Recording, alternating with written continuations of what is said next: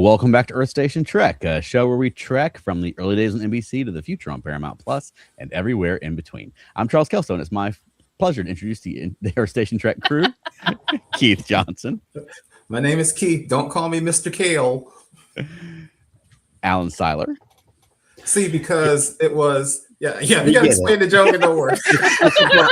It's a whole broccoli thing. We get it. That was very funny, I will say. Okay, now me. If you can't stay, sorry, I messed it up. If you can't stand the heat, stay out of the warp core reactor. And Veronica Dashel. Hi. Hey, Hi, already. We should have stuck with hi. Chuck even messed up the intro. All right, yeah. So, hey, we're talking about Barclay. Yeah, my privilege. Paying our homage to Mr. Barclay.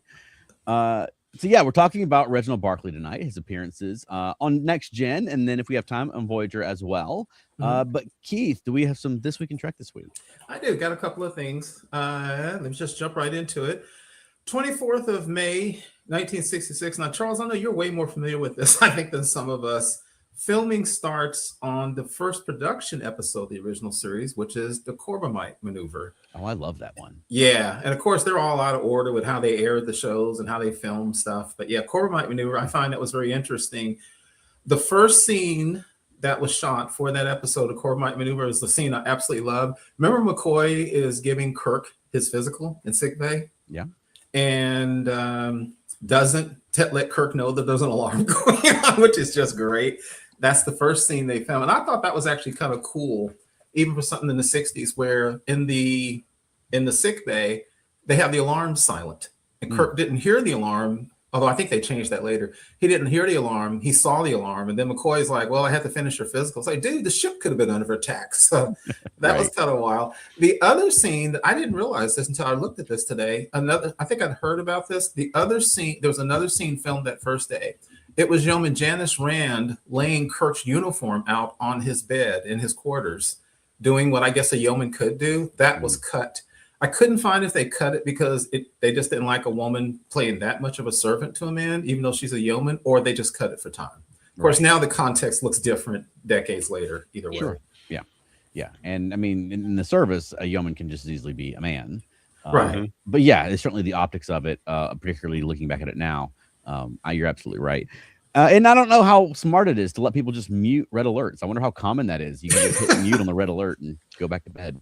Right. Yeah, I agree. That's not a good idea. I don't think. It's like putting your alarm on snooze. Right. Just snooze the red alert. Wake me when the war is over, right? Yeah, right. Totally. An episode that has gained, in my estimation, over the years. I liked it as a kid. I really enjoy it now. I think, we talk sometimes Star Trek. You just, as you get older, more experience, you relate to it more. 1968 was the story outline for Is There in Truth No Beauty? Okay. Which is the one with, what was her name? Miranda? The human telepath. Yeah. And I've always wondered, because I don't think it's ever been addressed, at least not in the shows, how many telepaths are on Earth? Because she's a telepath. So by our standards, she'd be a mutant. But we never really got discussions of how many telepaths are on Earth. It's not like B5 where you had a whole bunch of telepaths. Really touching show. I love the fact that she was blind and nobody knew but McCoy. There's a whole bunch of things. We've talked about that episode. The whole concept of what ugliness is, I think, is just fascinating. Yeah, that concept though goes back all the way to the second pilot when both Mitchell and Daner had high Esper ratings. So presumably that's something that Earth is tracking and testing people for. Right. Yeah, totally. What are Esper ratings? Like your ESP. Yeah. Yeah, that's because they went through the barrier of those with supposedly high ESP ratings. Because in that episode, as Charles is pointing out, in that episode, several members of the crew died when they hit the barrier. It just burned out their brains because they had high ESP ratings. But the two with the highest, I guess, survived. But somehow when the Kelvins took them through, they didn't seem to have that problem again. So either they didn't have any Espers on or they modified the shields. I'm not sure why. Right. All right, another one. This may sound weird, but this is a subjective opinion to me. This is where I was officially getting tired of the Borg. In 2000 was the premiere of Unimatrix Zero on Voyager. Okay. I don't know if Elaine has seen that one, so I won't say a lot about that. But I think by then I was getting a little tired of the Borg. They were starting to lose a whole bunch of the menace they'd had when they were first introduced. Again, not to spoil it for me, but I always look forward to those. what's that? That's true, but I always enjoyed a Borg episode. I always look forward to those. Yeah, I don't hate them. So that was just a very interesting. 26th of May, 1966. I bring this up because I find this also very interesting, was the final draft for Mudd's Women. This is in 1966. Now, the reason that, of course, is significant is this is after they had polished it, because as I'm sure you know, Mudd's Women was one of the 3 story outlines Gene Roddenberry submitted to the network for the second pilot after The Cage, and NBC rejected The Cage, which I was reading today would cost $680,000 to film in 1960s money. Okay. Yeah, right. And then they gave him another pilot, and Gene Roddenberry submitted 3 episodes for the next pilot to sell the network. One of them was, of course, When No Man Has Gone Before with Gary Mitchell. The other, I still can't see this one. Well, I don't know. Omega Glory. Veronica, if you don't remember, that's the one with Captain Tracy on the planet with the Combs, the Yankees and the Communists, and the disease that turned everybody into salt crystals. It's the one with the where he reads from the Constitution. At the yeah. Okay, that's the only part that I'm familiar with because it's the only part I've seen. I don't remember. Planista, right? And then the third one was Mudd's Women. And what I read was NBC executives looked at the pilot treatments by Gene Roddenberry, and actually, ironically, When No Man Has Gone Before was written by Samuel Peoples mostly. They said the Omega Glory was not very good. They weren't even considered for pilot. And one executive at NBC said, Mudd's Women, you want us to use an episode about an intergalactic pimp selling women. We're not going to do it. So that's why they found Mudd's Women. Come on. They've been doing that same story in Westerns for I don't know how long before this episode. This guy's clutching his pearls too tight. I thought so too. I thought that was hilarious. Got 2 more. 1990, 28th of May, 1990 was the airing of the TNG episode Menage a Trois. Oh, Menage a Troy. Menage a Troy. Right. Exactly. Oops. Yeah, get the right one there. That's right. Which I think, Alan, you would like because it's got Deanna in it and Loxana. You're just pigeonholing me. You just think that I like anything that has Deanna in it. So you don't like I'm that not one, saying huh? it's not true, but But can anybody name the true significance of that episode? Menage a Troy. they went to Beta Z. No. Wesley gets promoted finally. oh, that's He gets out. hardly the true. Nobody remembers Wesley was in that. Yeah, Well, I remember because he got out of the crazy shirt with the colors, and he was the acting ensign. Right. And in front of Picard gives him a field promotion, so I thought that was kind of cool. Interesting episode. And the last one. Gosh, it's been this long. Can y'all believe this? 29th of May, 1987 was the first day of filming on Encounter at Farpoint, Okay. and the whole start of the modern Trek generation. That's right. That's this week in Trek.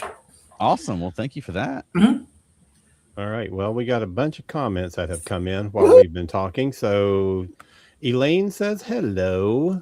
Hey, Elaine. Hi, Elaine. Matt says it's Thursday. It must be live EST day. Well, I think everybody knew that it was Thursday except me. And I'm the one responsible for setting up the broadcast. So 15 minutes before showtime, I suddenly realized, oh my God, it's Thursday. I need to set up our broadcast. So We're all channeling Barclay. Stupid Monday holiday. Bill says hi. Hi, Bill. Hi, Bill. So Elaine says hi, Raven. I don't know who that is, That's my other cat. than that's so Raven. But That's my cat that jumped on the chair behind me. oh, that's hilarious. Matt says apparently Esper's ratings were measured with all the crew. Okay. Elaine That's says fascinating. 3 years ago today we watched the episode "Is There in Truth No Beauty?" Wow. Look at that That's a good one. synergy. yeah, it's a good Let's one. see. Bill says not many can snooze the rest of the world in which you can safely go for a ramble, like Hamilton the Squirrel in the Over the Edge movie. Okay. Very nice. I haven't seen that. All right. Let's see. Wayne is here and he says hello. What's Says up? he almost missed us. And Matt says, I never thought of Menage a Troy as being that late in season 3. It was only 2 episodes before Best of Both Worlds. Yep.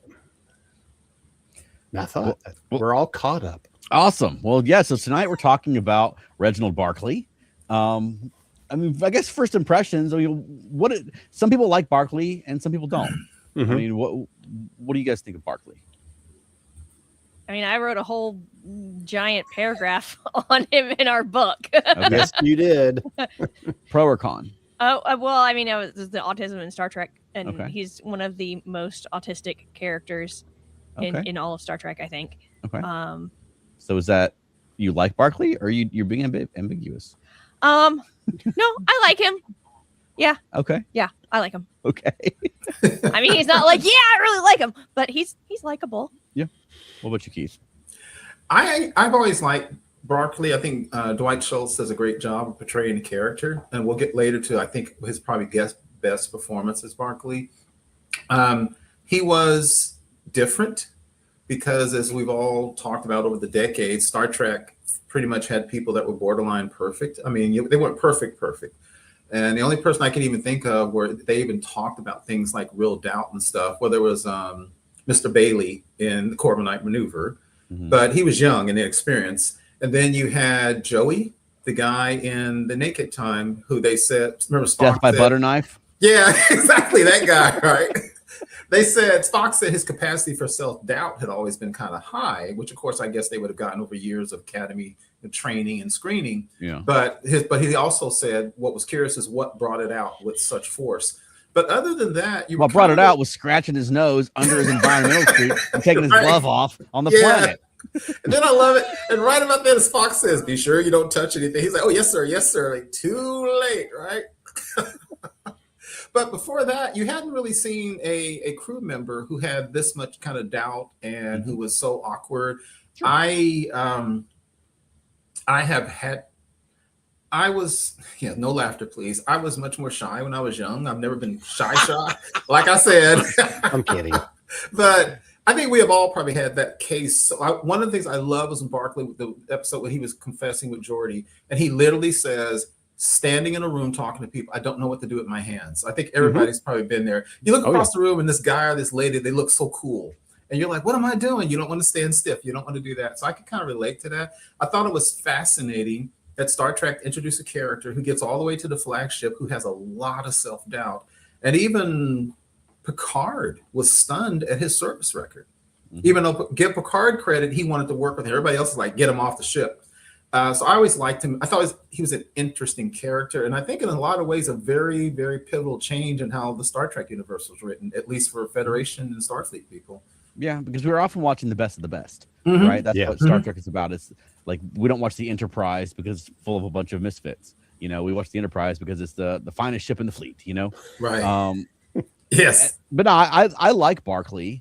I mean, I think too much of him, he can be too much at times. Yes. But I think probably the best part of the Barclay episodes for me is watching the people in leadership around him have to sort of deal with him. And that's something that I really enjoyed and really jumped out to me this time, is, that, Picard made the point that, he took the same oath as the rest of us. Right. No, we're not going to make fun of him behind his back. No, we're not going to give up on him. We're going to give him every opportunity. And that's something that wasn't easy for Geordi. Exactly. But I enjoy that, though. I enjoy them having to deal with those kind of things. I mean, I think that's relatable as well. Alan, what do you think of Barclay? Well, it's a complex relationship I have with Mr. Barclay. Yeah. Okay. I love him. I did not love him at first. Okay. And when I first saw the first one that he was in Next Gen Season 3. It's called Hollow Pursuits. And I thought it was a super interesting episode. My question at that time was, how does somebody like this get this far in Starfleet? Right. And they kind of addressed it in the episode. He's a brilliant guy, but he's socially awkward to the extreme. He's been shunted around from ship to ship because people keep offloading their problem onto somebody else until it gets to Picard. And he says, well, we're not doing that. We're going to accept this guy. We're going to, sorry. Oh, One of those it's a nights. Barclay episode. Oh, hush. And okay, we're back now. Okay, and I find you made the connection to Geordie, and that is exactly what I was thinking when I was rewatching these episodes. Is that you make a way for people to serve, Right. and they did the same thing with Geordie. It's a technological Mhm. answer for Geordie's situation. It's not a technological problem in Barclay's case. It's something that the crew has to kind of adjust to and deal with and learn how to manage. And I find that it's like you were saying, that it's really, really interesting. First of all, 24th century, and they're still jumping through hoops of, oh my God, I don't know how to deal with this guy, and he's just a problem, and I can't relate to him, and blah blah blah. Right. But they get there, Yeah. you know. And Yeah. I think you have to tell that story. You're not telling necessarily the story of the 24th century. You're telling the story of now, Mhm. and putting it in those 24th century like lenses. So Right. I find it a super interesting. And then having rewatched all of his episodes over the past couple of days, seeing the character arc that we go through with him is really interesting. Mhm. And I know we might only be talking about the next gen episodes tonight because there's a lot to get into there. But so spoiler, Elaine, Barclay does show up again past where you have seen him. She has seen all of his next gen episodes Just as barely. of last night. Right. But there is more to come. And there's another crew person that I want to talk about too in relation to Barclay, but let's stick with Barclay for the moment. Yeah. Yeah, I think that we oftentimes forget because they make the point in the episode, like, how did he get this far in Starfleet? Yeah. And it's easy to think that, but I mean, not everyone in Starfleet is going on away missions and doing negotiations and things like that and doing security. There's the people who are just in labs, just, doing their science or doing their engineering or whatever the case may be. And that Barclay has that sort of personality. Now, in the episodes we see, he oftentimes gets involved in the adventure because, he's on a television show, Yeah. And the way we first meet him is that crazy stuff happens to him. Mm-hmm. And he becomes part of the story. He doesn't like jump into the story. It's like the story comes to him. Yeah. Yeah. So For sure. interesting. We were talking about him getting shuffled along because it's real life. I work in IT, and I do not mean this to be a cliche or statement stereotyping people, but look, I work in IT. We all enjoy fantasy and animation stuff, and let's be honest, we know a lot of people in those fields who are kind of like Barclay, people who are in their own worlds. In IT, I work with at least two people I know of on the spectrum. And I can see also the thing you guys talking about. I thought it was a good point, Alan, you said about him shuffled along because they also said he was a diagnostic technician. So I can absolutely see him not expecting to go on a whole bunch of away missions. He doesn't have to be the super brave guy. And as we find out, he's really brilliant. He's quite brilliant. Yeah. So I could see people just sticking him in the corner. And honestly, I could see Barclay without somebody like Picard behind him ending up like Picard in the alternate timeline where Picard didn't take all those risks when Q showed him his life. He'd never taken all those risks. Picard was the super low level dude stuck in an astronomy lab because he'd never shone. I could have seen Barclay being that way if Picard hadn't taken him under his wing. And I definitely want to get back to Geordie because in my opinion, the introduction to Barclay is one of two episodes of TNG that really didn't make me like Geordie for a while. Really? Yeah, two of them. Geordie was kind of a Yes. That was going to be one of my questions. I mean, really, they have the concept of Barclay. They could have put him in any department and had any of the characters be his direct supervisor. Right. I mean, what do you think of Geordie as that choice? That's a good question. It would have been really interesting if he was under Data. Yeah. That would have been a really interesting dynamic. Sure. Since we have talked about that parallel between Geordie and Barclay, you make a very, very interesting point. They paired him up with Geordie. Geordie should be able to form some kind of understanding of Barclay because they kind of come from similar backgrounds. They both have a limitation that has to be adjusted to. Limitation might not be the right word, but a difference. So the difference is Geordie's difference is socially acceptable. Exactly. And it's something that you can actually see. Mhm. Being socially Yes. awkward, people just are like, "You're weird. I don't want to be around you." Mm. Exactly. They don't take that as any kind of difference other than you're weird. Yeah.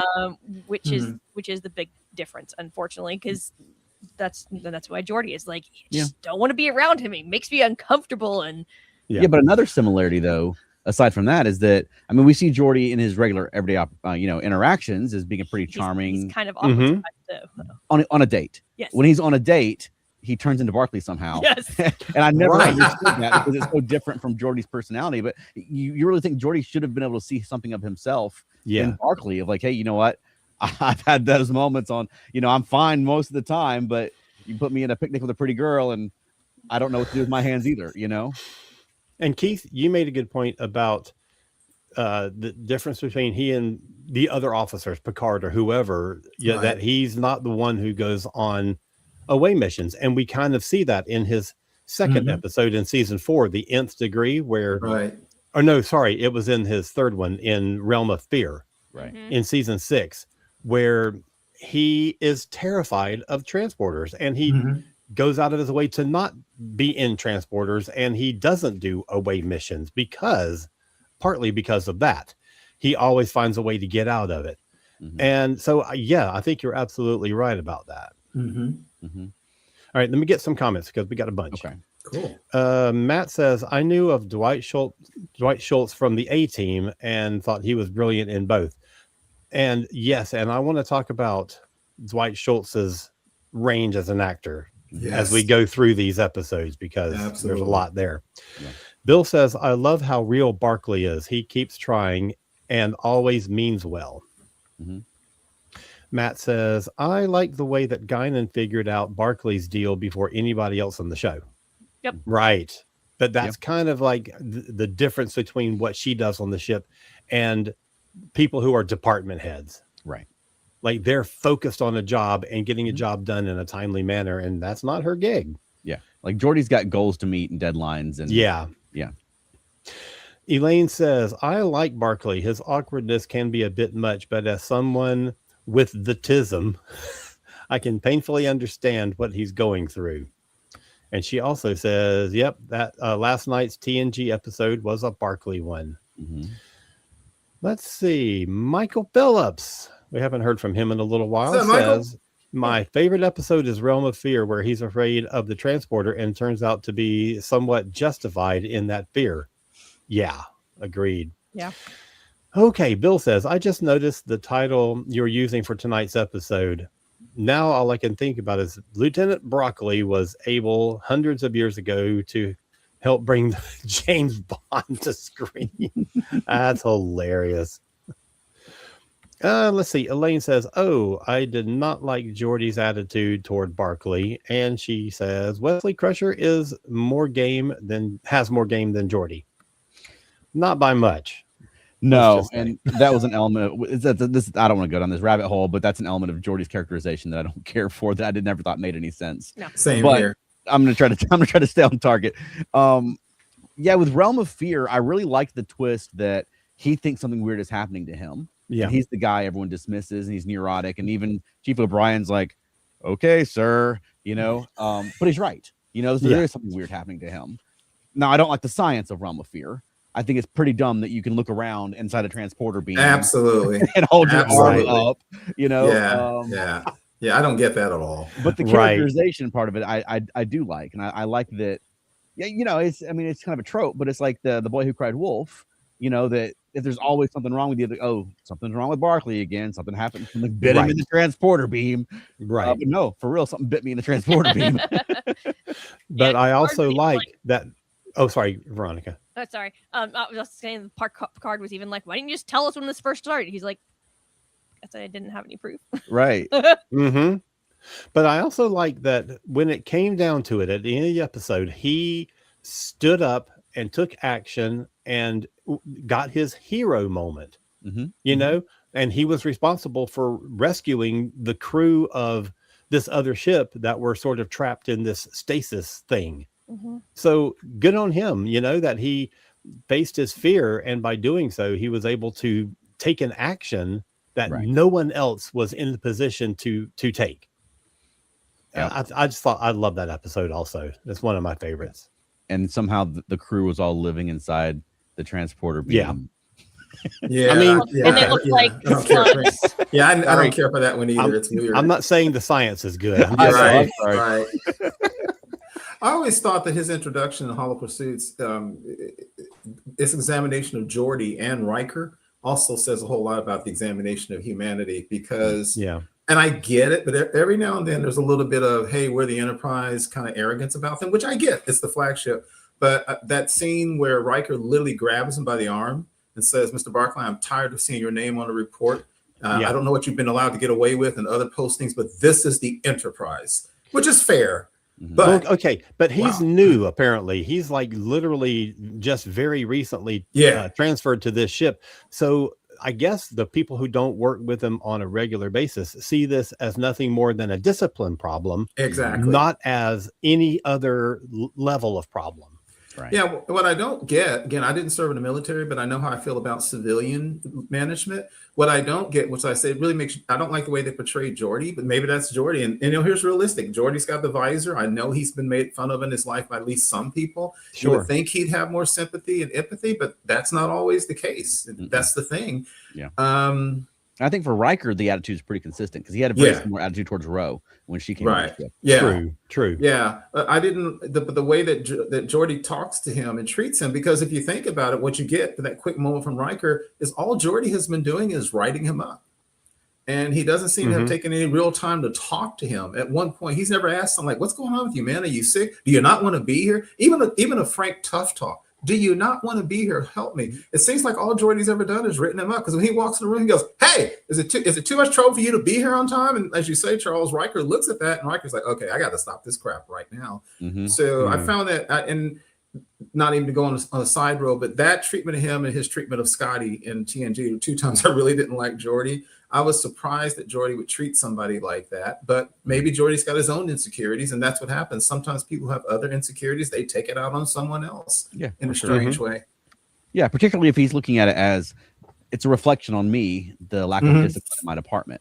Like the fact that this guy is thumbing his nose at my authority reflects on me as his supervisor. Right. That he may take it personally in that respect, Right.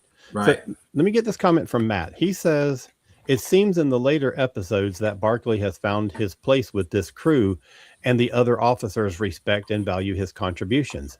I absolutely agree with that, because if you look at the pattern of the episodes in the Next Gen, when he shows up in the later seasons, the episodes aren't Barclay episodes. He just happens to be in them. So we're not doing episodes that are about him anymore, about his situation, about the chaos that he causes. He's just part of the story that's being told. And I think that's a really interesting shift.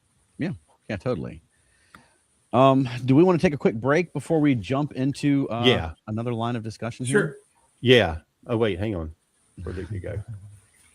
Oh, never mind. I was going to get a...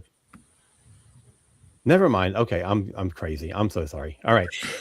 Now I got to pick an ad to play. Let's do this one. We can't show you what happens in the Felt Nerdy and Dirty show, but we can show you the people responsible. Charles Kelso, Veronica Dashel. Felt Nerdy and Dirty. You won't believe your eyes. And we're back. I don't believe my eyes. I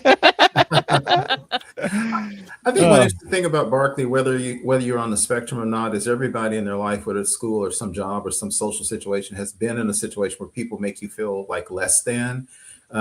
We've all probably been at a party or somewhere on a job where this one person just seems so cool and so full of confidence. And one thing I learned years ago, one thing I know is Barclay doesn't know how to do. Barclay doesn't know how to fake it until he makes it. This sounds like a side conversation, but that episode where Picard and Beverly were joined, remember when that planet, their minds were linked? And at this one point, Picard confidently looks in this one direction. He goes, that way. And then Beverly goes, you have no confidence. You have no idea if that's the right direction. And then basically he admits, well, when you're commander, sometimes you just got to act it. You got to act that way. And Barclay never learned that. I have done that in my life, and I have known people who have acted really arrogant and tough. And when I've confronted them, when my temper comes out, it's like, oh, you were faking like that. And he just never learned that, unfortunately, that skill or tool.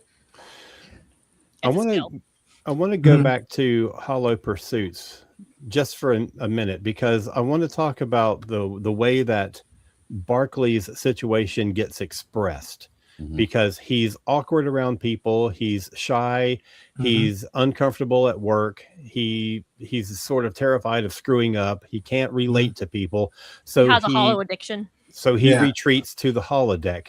Right. But he's not just going into the holodeck to get away from his co-workers. Right. He is recreating his co-workers in a way in which he can deal with them. And that's something that they sort of like address a little bit in the episode, but that's never been really brought up before or since then, is that what are the limits? Like, what are the limits that you can do? Shouldn't there be some kind of buffer against being able to recreate co-workers in your own holodeck creations? They said in the episode it wasn't against the regs, and I agree with you. I thought well, that was exactly, weird. and there should be a reg about that. Heck And yeah. there certainly, if there hadn't been before, something like this should have brought up the need that should be in place. Completely Because true. you can do all kinds of awful things, and it will affect the way that you relate to the real person. You will forget, that's something that you did As with the Jordy person. learned. Yeah, Totally. Yeah. I agree with that. Yeah, I mean, and it doesn't seem like a very healthy coping mechanism. No. Right? Like, I don't like my boss, and so I'm gonna make him a little short guy and push him around on my off hours. That doesn't seem like a very healthy, you know what I mean?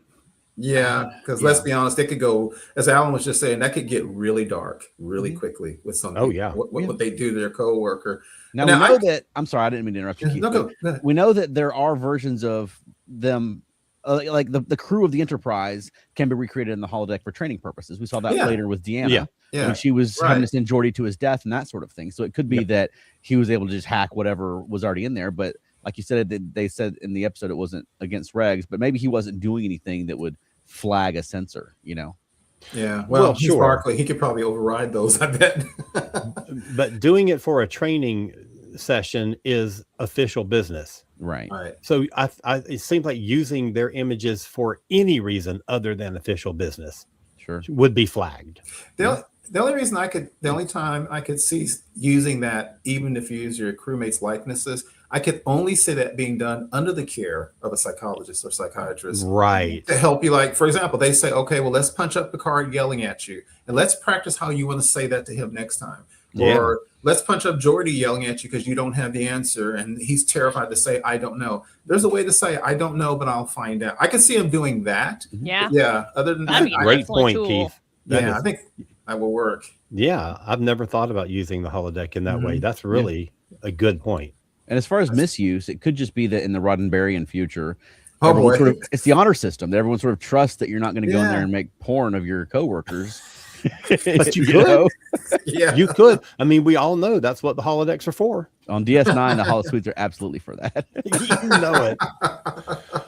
And look, let's since we're talking about this, the holodecks on a Starfleet ship are regulated in a way that Quark's aren't. Yeah. There's some shenanigans going on in Quark's holodeck. I mean, Absolutely. come on. Vulcan love slave. But also, when Right? Quark wanted a copy of Kira, they had to try to trick her with a holographic camera, trying to get an image of her. Yeah. That's an icky episode. Okay. Matt says, have there been any boundaries against anyone doing anything on Enterprise? How else can anyone steal a shuttle so easily? Oh, we should do a whole episode about stealing a shuttle. Close the bay doors. It's too late, sir. It's too late. Why the hell didn't you just do it? Put a password on those things. Oh, thank you. Oh my God. Okay. He also says, It's kind of like in Roddenberry's vision, everyone has enough self-discipline to not break any rules. So locks would not be necessary. That's a good point. I mean, we are still talking about the flagship, but still. Right. Come on. All right. And Michael Scott says the holodeck stuff would be such an HR problem. That's when you know it was an 80s show. That's true. Even Deanna doesn't see the problem until it's her being mocked. Yeah, no, she thought it was pretty funny when it was Riker. Yeah, she thought it was hilarious. Right. I was reading. You guys familiar with that book, The Nitpicker's Guide to the Star Trek Universe? I was reading that about this episode, and what you just said about the psychology thing. They made a very good point. Barclay is in the holosuite for whatever reason. He needs it. And Deanna, Geordi, and Riker just open the door and walk into his fantasy. Yeah. That is a violation on every level I can think of, even by his own counselor. Yep. Well, but I guess they overrode whatever. I mean, they do have command privileges. They can if you suspect somebody is doing something really negative, you should be able to walk in there. You'd think, though, it'd be like, shut it off and then open the door. Yeah. Well, true. Right. She say, y'all stay here and I'll go talk to him since I'm his counselor. But that was a plug and you open it and it's just the grid and he's standing there sheepishly. Right. I have a question. I know Wayne's on here. And again, I didn't serve in the military, and I have a question also for you, Veronica. What keeps coming up, you guys mentioned earlier, over and over when you read on the internet, is people say, how did Barclay get into Starfleet, and how did he even halfway get to the flagship of the Federation? How did he even get there? With the fact that I'm sure nowadays we would say he absolutely would have been diagnosed as being on the spectrum at that time. And obviously he's awkward and all these things. Would that have been picked up in flags so that they would say, well, you don't belong on starships? I mean, I don't would think it be, so. should it been? Because it's not that he can't get along with people, which is the case with a lot of people who are on the spectrum. But he is just super awkward around people, but he can do his job really well. And that's the important part, I think, is that he could grasp these complex things and make things work. He didn't he wasn't on the command track, so he didn't have to be personable and work with people. He was a technician and he fixed things, and so he didn't have to deal with people for the most part. So that probably didn't come up as an issue.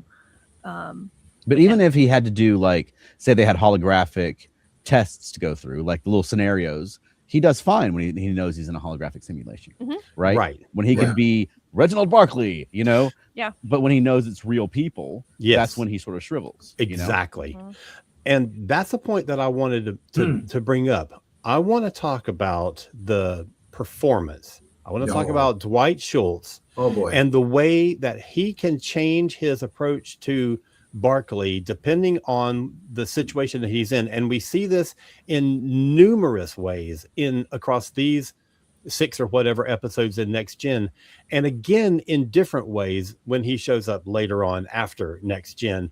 But he approaches each one of the different iterations of Barclay in a very particular way, and I think it's absolutely interesting. I don't want to get too much into the ones post TNG because I'm sure we're not going to have time. Well, we've got 20 minutes left, but there's some very particular things that he does in some of those later post TNG episodes that is really, really interesting and really smart. And the fact that he can, like, even sometimes within a scene, like he's acting a particular way in the holodeck, these other people come into the holodeck and he's immediately the awkward Barclay. And it's so interesting to watch Dwight Schultz act. Man, he's so good. He's like the actors across the decades who had to play Clark Kent Superman, and like Chris Reeve, just a little way his stance and his posture changes and his voice. Because you're right, Alan, what I always love about Hollow Pursuits is at the end, when they're like minutes away from the ship blowing itself apart, and Barclay is figuring it out. And as Wesley and everybody shuts him down, tried to shut down, he keeps going, but he's still kind of stuttering and stammering because he's still kind of he's still trying to assert himself. And the way he goes, what if, and he keeps going. And I love the way he does that. And he sells it so well. Oh, And I really believed he was a spider that one time. Oh my gosh. Oh my But no, gosh. dude. what I really going to say is I really liked him in the Nth Degree. Yes. But Flowers Me for too. Algernon is one of my favorite books, and it sort of plays into that where he's getting smarter and smarter and smarter, and then Right. he's too smart for his own good, you know, Yeah. and takes over the ship. And I kind of liked it. It got into a little almost like AI paranoia, where it's like Barclay is the computer, and how do we talk without Hal hearing us? Essentially, you know. Yeah. Yeah, it was And- great because even Data was frowning at his first play. He was like, he's awful. And then later on, when he gets the thing and he talks to Beverly, she's literally breathless. I mean, she's Yeah. woo! Yeah. I mean, boy, oh boy. And the movie put on Deanna, wow. Yeah.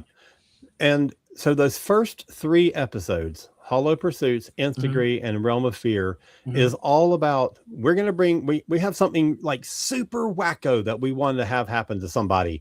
Call up Right. Dwight Schultz and see if he's available, because we're going to make it a Barclay episode. Beyond that point, that does not happen anymore. Right. It's all about how he is part of the story being told. And sometimes he is the story generator and sometimes he's not. You know, like there's a couple of other ones later on post TNG where he is the main character in the episode, but it's not because something bizarre is happening to him.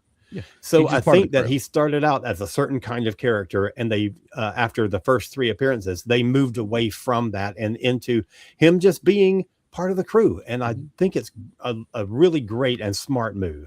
Yeah, I think that's the natural evolution too. Yeah. Because if you're all the way up to season 7 and it's still like, oh, that Barclay, why are you late again? Like there's no growth there, right? Like, Exactly. we've been through that.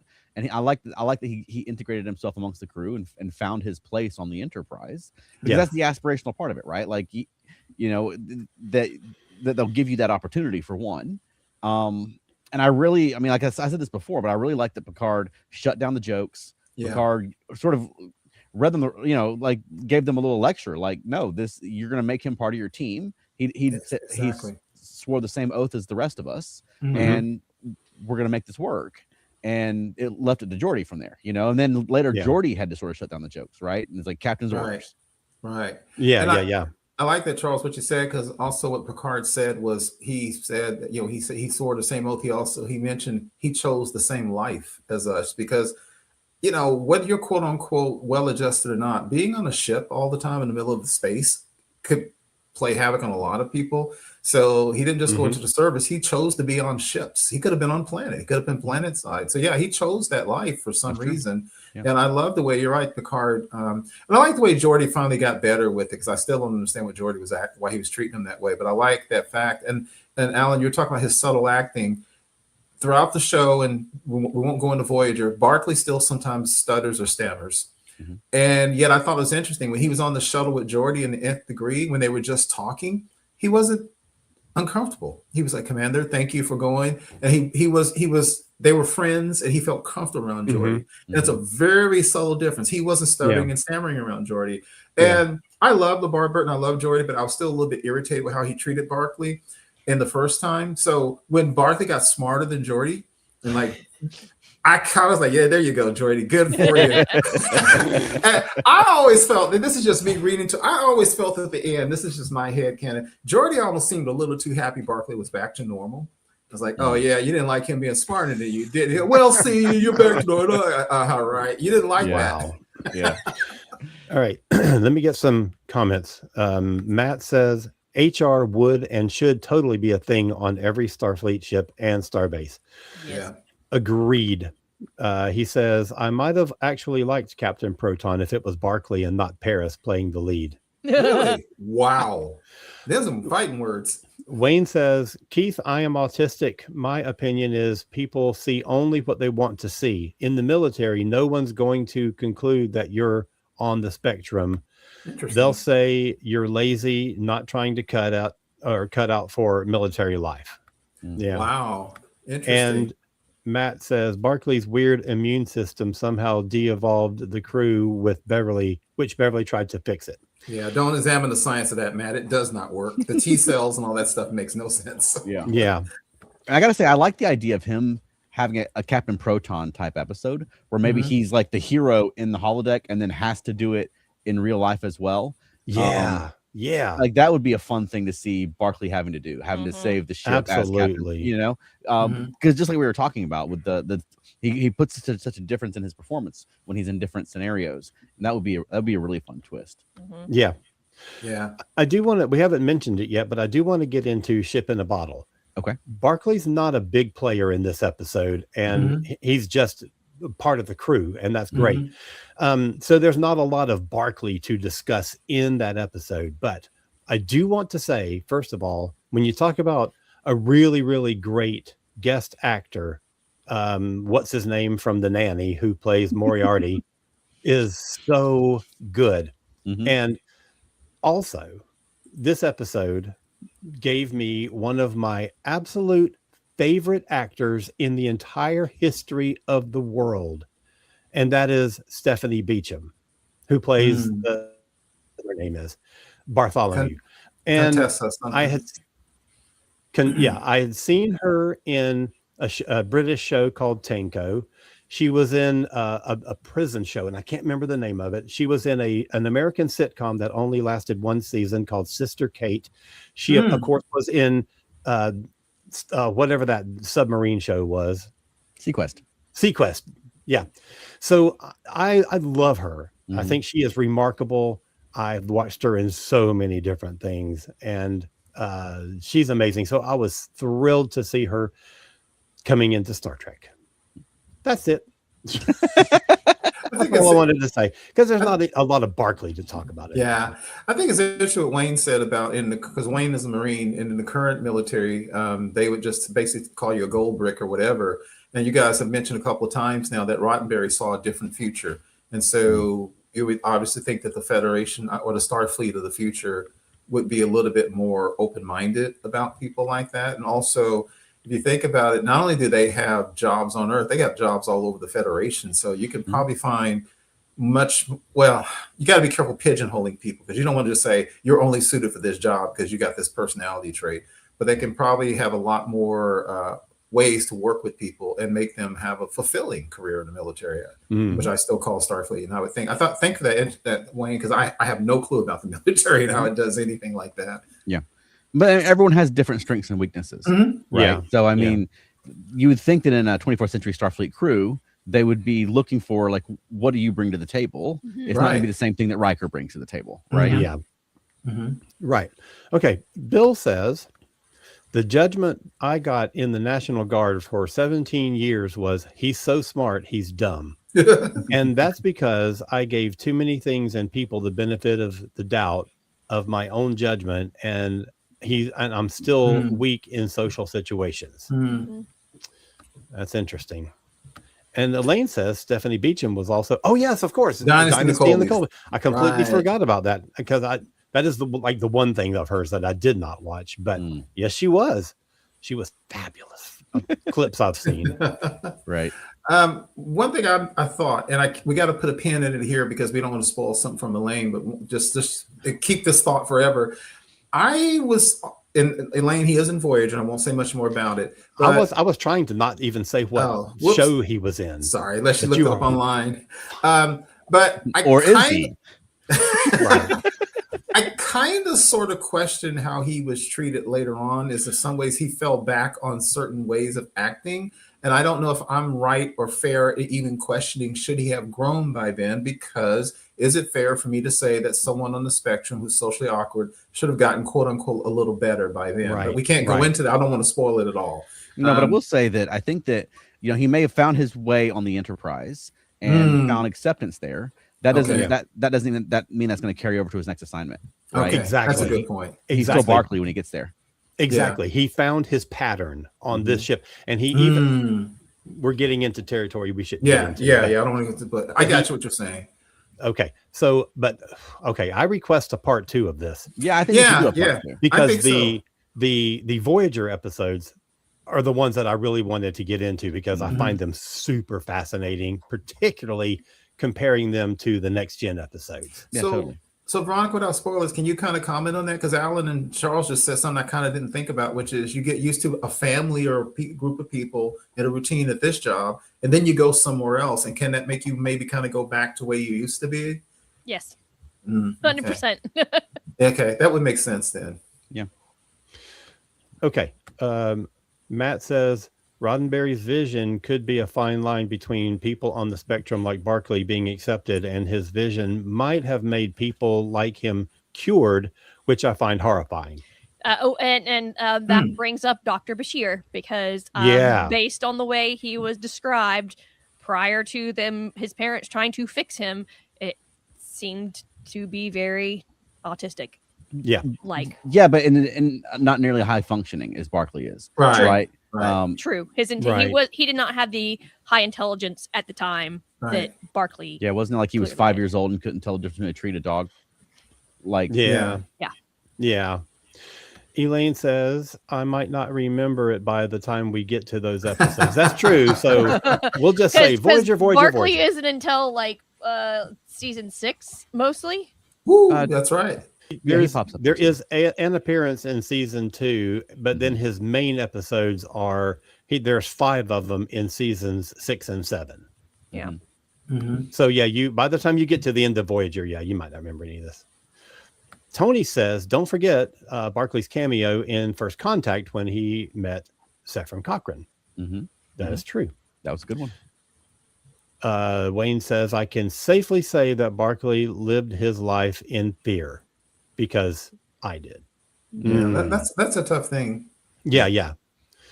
Let's see. Zanxus Primo says, I'm 50 minutes late, but better than never. Hello, Trekkies. Hi. Nice to see you. Thanks for. And also, for we joining us. recorded this, so don't worry. You can go back and watch the beginning.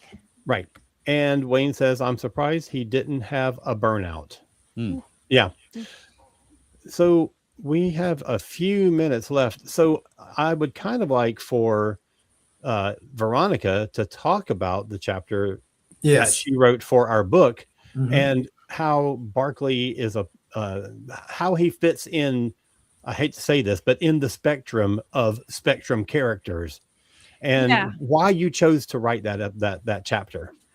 Yeah, because there's a lot of characters that people who are autistic kind of latch onto, like Spock and Data and 7 of 9, because they have specific characteristics that are stereotypical of an autistic person, where they don't understand the human condition and they take things literally.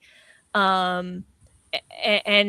with Barclay, I found him more relatable and more like a lot of there's levels to autism, but I found him more like an actual level 1 autistic person, because his was mostly social deficits. And you could see, and I feel like a lot of the time with any kind of difference is you're really smart in one thing and you have a severe deficit in something else. And it's not like you can have all the things unless you're genetically engineered. And so I found his character really interesting, and one of the more I hate to say more realistic representations of autism, but he didn't get brought up a lot because everyone glommed onto Spock and Data and 7 of 9. But I found him to be a more relatable type. I mean, maybe that's because that's how my autism is I am pretty much socially awkward and don't pick up social cues all the time and don't realize what my body is doing and that it looks awkward. So maybe I just related to him more in that way. But I found him really fascinating, and I kind of deep dove into him. Veronica, do you think was Barclay as being on the spectrum? Do you think at all back in the 80s that was intentional, or was it just they wrote a character and that's what we now know? They wrote a character. Even with Tilly, it was not intentional. That's just how he was. He was the awkward guy, and that's how it was in the 80s. You're the awkward guy, but you're smart, so you're accepted. Yeah, because back then, even the only person I knew of who was quote unquote famous for who was autistic was Temple Grandin, And I've read a lot of her stuff and look at interviews with her. But other than that, yeah, there wasn't a lot of that at all.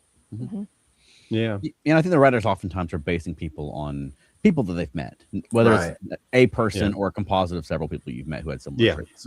Yeah.